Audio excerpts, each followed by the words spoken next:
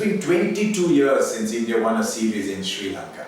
Our natural tendency is to say, look, it's only Sri Lanka. Conditions are similar. We've tended to think that way. And yet, crossing the park straight, we've done that many times, and yet it's taken this long. Back in 1993, I remember Azharuddin's side, but you remember it for a different reason. The umpiring was so abominable that the ICC was actually forced to bring in the first third country umpire for the series against South Africa that follows. Sri Lanka was not unique at that time. The world of cricket was dogged by poor umpiring, but that was about as bad as it got. But Sri Lanka has been a fantastic cricket country since that trip. Murali emerged, Sanat Jayasuriya emerged, Jayawardena emerged, Sangakkara emerged, they became a champion country. I think they're going to be in trouble in the years ahead. But this vlog is about what went right for India. I was overjoyed to see Ishant Sharma go.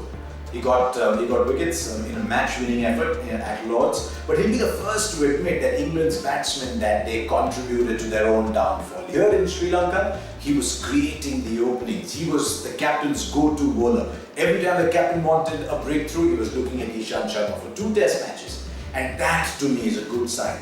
And he became consistent. Because sometimes with Ishant Sharma, one spell need not necessarily follow the second in equal quality. But he's got to worry a little bit about the tantrums. There's a first test match starting, Ishant Sharma, peak form. He wants to run in and bowl at the South Africans, and he can't. And that's not much good. You can't be at the peak of your form and not playing cricket. The other good thing that happened for India was Ashwin and Mishra bowling well together. And so Kohli had a rare luxury while playing overseas, which is he had 3 bowlers to go to. He hasn't always had that. If Umesh Yadav was more consistent, he would have had a 4. And that augurs well in the home series. There's 4 tests against South Africa, but I'm looking 12 months ahead.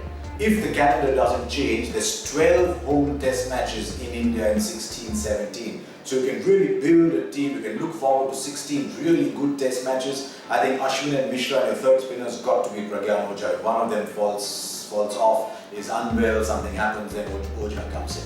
But a lot would depend on what Kohli wants. Most times in India, you play 6 batsmen, 2 spinners have been enough, the ball reverses, your fast bowlers bowl well too.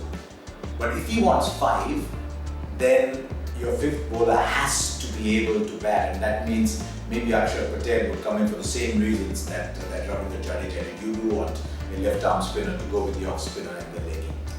Which batsman do you play? I personally believe 6 batsmen is right, and that KL Rahul will be your reserve batsman. I know he's got 200s, but he's also got 7 single-digit figures, single-digit scores out of 10, which means he's not quite ready yet. His chances will come, but that would be my way of looking at it. That Rahul is your reserve player, and you look at 6 batsmen. If it becomes 5, then you have a problem with number 3, which you don't normally mess around with. Do you have Pujara? Do you leave out Rohit Sharma? Do you keep Rohit Sharma? Do you move Ajinkya Rahane? I'm not very happy with this constant moving around. And so I believe 6 players, 6 batsmen, with Murali Vijay, Rohit Sharma. I'd definitely like to see Virat Kohli become a little googly bowler, give you 4 or 5 overs per day. I do believe that is the way to go. But for the moment, it's time to look forward to India, South Africa, and look back at what I thought was a genuinely fine performance, even if it came against a side that it wasn't quite as good as it's been in the years gone by. If you want to stay up to date with all my video blogs, hit the subscribe button.